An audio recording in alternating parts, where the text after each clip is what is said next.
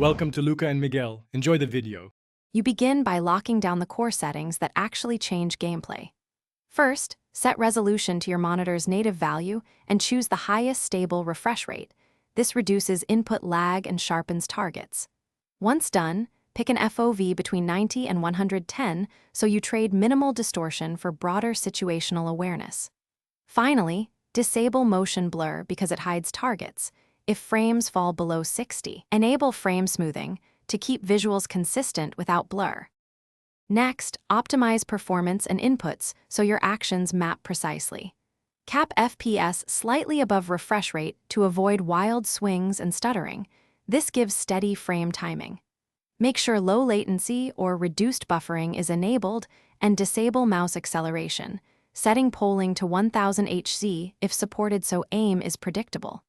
For graphics, favor high texture detail for readable targets, while lowering post-processing and dialing shadow quality to Finally, you lock in audio, controls, and verification to finish.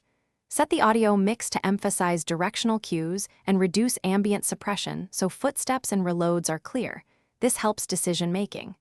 Rebind essential actions to keys you can hit without moving your hand, and refine mouse sensitivity in 0. 5 increments until flicks feel natural. Then run a 10 to 15 minute playtest. If something breaks, roll back the last change first and reevaluate rather than chasing multiple adjustments.